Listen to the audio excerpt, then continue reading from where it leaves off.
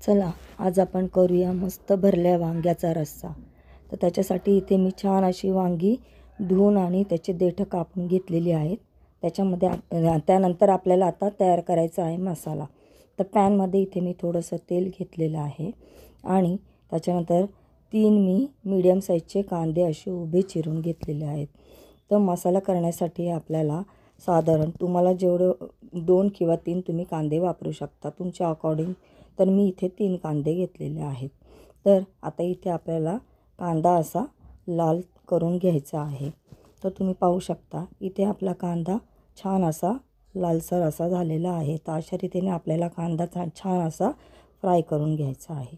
त्याच्यानंतर मी इथे घेतलेलं आहे ओलं खोबरं। तर ओलं खोबरं आपण छान असं किसून घ्यायचं आहे। या ठिकाणी तुम्ही ओलं खोबऱ्याच्या जागी सुकं खोबरं देखील वापरू शकता, पण माझ्याकडे ओलं खोबरं होतं म्हणून मी ओल्या खोबऱ्याचा इथे वापर केलेला आहे। तर असं मस्त असं छान असं भाजून तुम्ही घ्यायचं आहे मसाला। त्याच्यानंतर इथे आपल्याला घ्यायचे शेंगदाणे। तर इथे काय झाले फ्रेंड्स, चुकून माझ्याकडून थोडीशी डाळ त्याच्यामध्ये मिक्स झाली होती। तर मी ते शेंगदाणे भाजून घेतल्यानंतर ती डाळ पूर्णपणे काढून घेतलेली आहे आणि नंतर फक्त शेंगदाणे मसाल्यामध्ये मी वापरून घेतलेले आहेत। तर छान असे शेंगदाणे आपल्याला फ्राय करून घ्यायचे आहेत। तुम्ही पाहू शकता तर आपले इथे शेंगदाणे भाजून झालेले आहेत। तर अशा रीतीने शेंगदाणे भाजून झाल्यानंतर आपल्याला पूर्ण तो मसाला गार करून घ्यायचा आहे आणि मिक्सरच्या जारमध्ये आपल्याला तो संपूर्ण मसाला काढून घ्यायचा आहे। मसाला कधी पण आपण वाटताना तो गार करून घ्यावा। तर मी इथे मसाला गार झाल्यानंतर मिक्सरच्या जारमध्ये घेतलेला आहे। त्याच्यानंतर आपल्याला इथे काय करायचं आहे फ्रेंड्स, इथे भरपूर अशी कोथिंबीर घ्यायची। तर तुम्ही पाहू शकता छान अशी भरपूर अशी हिरवी मी कोथिंबीर तिथे घेतलेली आहे। त्याच्यानंतर 4 हिरव्या मिरच्या मी इथे टाकलेल्या आहेत। हिरवी मिरचीने आपल्या रस्स्याला खूप छान अशी मस्त चव येते। त्याच्यानंतर इथे मी जिरे घेतलेले आहेत। तर तुम्ही पाहू शकता इथे जिरे टाकल्यानंतर आपल्याला आता काय करायचं आहे, थोडंसं इथे पाणी टाकायचं आहे। तर आता इथे मी थोडंसं पाणी टाकून घेत आहे। तुम्ही पाहू शकता थोडंसं आपल्याला वाटण्यापुरतं थोडंसं पाणी टाकल्यानंतर आपल्याला ते वाटण छान असं बारीक वाटून घ्यायचं आहे। तर इथे आपलं वाटण वाटून तयार झालेलं आहे, आपला मसाला रेडी आहे। तर आता काय करायचं आहे फ्रेंड्स, आपल्याला ती वांगी अशी मधून चिरून घ्यायची आहेत आणि त्याच्यानंतर आपल्याला तिथे थोडंसं मीठ भरून घ्यायचं आहे। मीठ भरल्याने काय होतं की वांग्याला छान अशी चव येते। त्याच्यानंतर जो मसाला आपण वाटून घेतला होता तो मसाला आपण त्या वांग्यामध्ये अशा रीतीने भरून घ्यायचा आहे। तुम्ही पाहू शकता अशा रीतीने 4 अशा खापा त्याच्या करून मध्ये मीठ भरून त्याच्यामध्ये आपण तो मसाला छान असा भरून घ्यायचा आहे, म्हणजे तो मसाला छान असा वांग्यामध्ये मुरला जातो। तर इथे आता आपलं पूर्णपणे वांगी मसाले भरून तयार आहेत। आता मी इथे कुकर ठेवलेला आहे आणि त्याच्यानंतर आपण इथे थोडंसं तेल घेतलेलं आहे। तर आता आपल्याला काय करायचं आहे, इथे थोडासा कढीपत्ता आपल्याला टाकायचा आहे फोडणीला। कढीपत्ता टाकल्याने काय होतं फ्रेंड्स, आपल्या रस्स्याला खूप सुंदर असं सुगंध आणि चव येते। तर इथे मी फोडणीला थोडासा कढीपत्ता टाकला आहे, तो छान असा आपल्याला तडतडू द्यायचा आहे। तुम्ही पाहू शकता आपला कढीपत्ता छान असा तडतडला आहे आणि जी वांगी आपण मसाला भरली होती ती वांगी आपण संपूर्ण त्या तेलामध्ये आपण छान अशी फ्राय करून घ्यायची आहे, जेणेकरून ती वांगी खूप छान अशी शिजली पण जातात आणि त्याची चव खूप अप्रतिम अशी लागते। तर तुम्ही पाहू शकता आता इथे मी ही वांगी छान अशी तेलामध्ये भाजून घेत आहे। तर अशा रीतीने ही वांगी आपल्याला छान फ्राय करून घ्यायचे। पाहू शकता वांग्याला किती छान असा रंग आलेला आहे।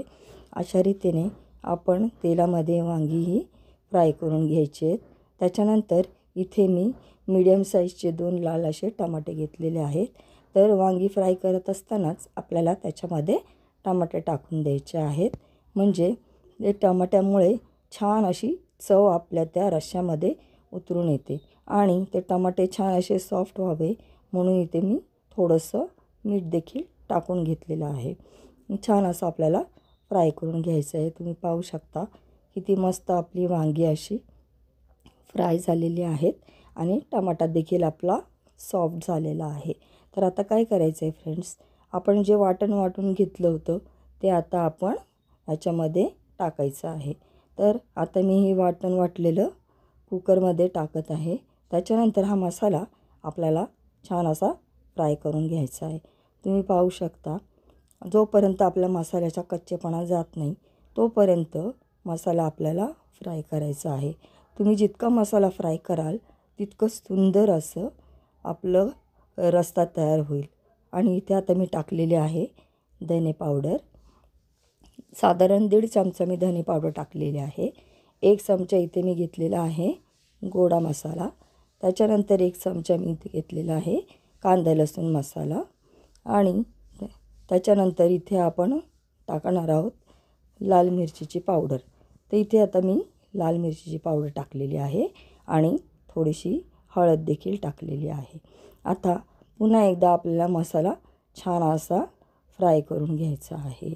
जो मसाला आपण जितका छान फ्राय करू तितकाच छान आपल्या रश्श्याला रंग असा येतो आणि हा वांग्याचा रस्सा अगदी सुंदर असा लागतो. आता इथे आपण टाकलेली आहे अद्रक लसूणची पेस्ट. तर चमचाभर मी अद्रक लसूणची पेस्ट इथे टाकलेली आहे. आता आपण जे जारमध्ये मसाला वाटला होता त्याचंच थोडंसं मी पाणी इथे टाकत आहे, जेणेकरून की आपला मसाला जो आहे तो चिटकू नये आणि व्यवस्थित असा तो भाजला जावा.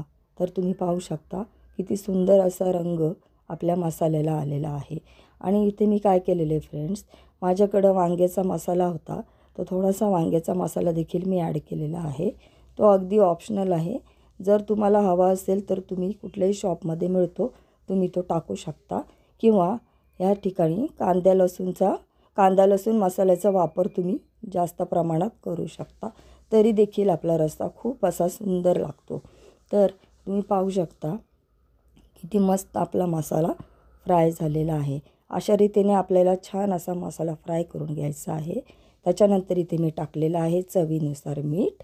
आणि चवीनुसार मीठ टाकल्यानंतर पुन्हा एकदा 1 मिनटं आपण छान असा मसाला शिजू द्यायचा आहे. जितका छान मसाला शिजेल ना तितकाच छान आपला रश्श्याला रंग आणि चव येईल. तर तुम्ही पाहू शकता फ्रेंड्स, अशा रीतीने आपल्याला मसाला छान असा फ्राय करून घ्यायचा आहे.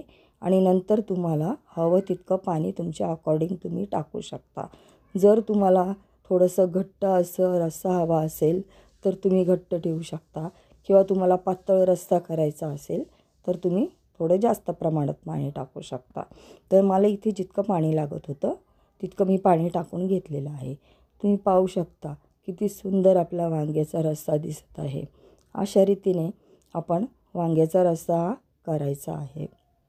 आता इथे मी कुकरचं झाकण लावत आहे आणि फक्त 1 शिटी करून घेत आहे, कारण वांगी ऑलरेडी भाजत असतानाच थोडीफार शिजलेली असतात. तर पाहू शकता किती मस्त आपला रस्सा तयार झालेला आहे. अशा रीतीने तुम्ही नक्की एकदा ट्राय करून बघा, तुम्हाला नक्की आवडेल. भाताबरोबर, चपातीबरोबर किंवा भाकरीबरोबर खूप सुंदर असा हा रस्सा लागतो.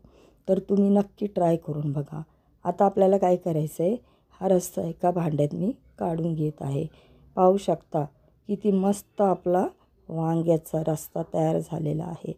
भरल्या वांग्याचा रस्सा जर तुम्हाला करायचा असेल तर तुम्ही नक्की अशा प्रकारे एकदा करून बघा. तर फ्रेंड्स, कशी वाटली तुम्हाला माझी रेसिपी? जर तुम्हाला माझी रेसिपी आवडली असेल तर प्लीज मला लाईक करायला विसरू नका आणि माझ्या चॅनेलला सबस्क्राईब करायला विसरू नका. तर पाहू शकता फ्रेंड्स, तुम्ही नक्की अशी रेसिपी एकदा करून पहा आणि मला कमेंट्स करून सांगा की तुम्हाला भरल्या वांग्याचा रस्सा कसा वाटला. इथे आता काय करायचं आहे, थोडीशी मी इथे कोथिंबीर देखील टाकून घेणार आहे. तर पाहू शकता असं आपण रस्सा केल्यानंतर वरून थोडीशी कोथिंबीर आपण टाकायची आहे. तर खूप सुंदर आपला रस्सा अजून छान असा दिसतो. तर पाहू शकता आपला रस्सा किती मस्त असा झालेला आहे. आता पहा, कोथिंबीर टाकल्यानंतर आपला रस्सा अजून किती छान असा दिसत आहे. तर तुम्ही नक्की असा वांग्याचा रस्सा एकदा तरी ट्राय करून बघा, कारण भरपूर लोकांना वांगं हे खाण्यासाठी फार आवडतं. तर अशा रीतीने तुम्ही ट्राय करून पहा आणि तुम्हाला कशी वाटली माझी रेसिपी प्लीज मला कमेंट करून सांगायला विसरू नका. तर पुन्हा भेटूया आपण पुढच्या रेसिपीमध्ये फ्रेंड्स. Bye bye.